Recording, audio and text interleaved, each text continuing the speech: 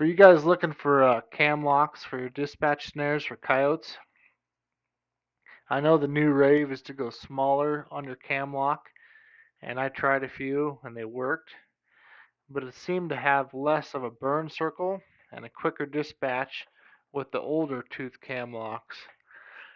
And the only reason I can think that is the older ones were bigger, right? And they had a longer arm. And the longer the arm, the more pressure we can put on that cable to hold it in place. With the smaller cam locks, we don't have near as much leverage, so we don't have as much pressures to put on that snare cable. Uh, Definitely noticed it if fur got stuck in the lock. It seemed like the one with the longer fulcrum or the longer arm definitely seemed to perform better than the shorter cam locks.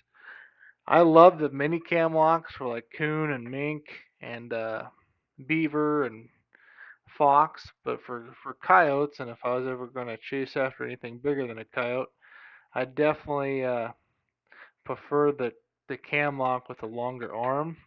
And the reason being is when they hit the end, they got a lot of momentum, so we can tighten up that spring, and it keeps all that pressure on the snare.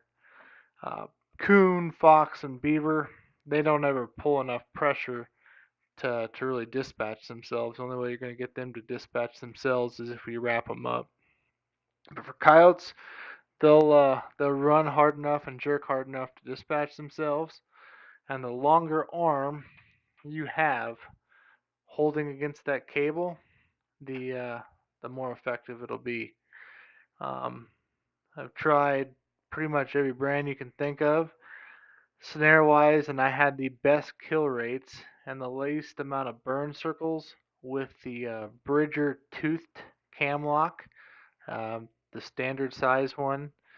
It's case hardened, they last forever, but that's kind of my go-to lock of choice if your laws allow it, is the Bridger tooth cam lock.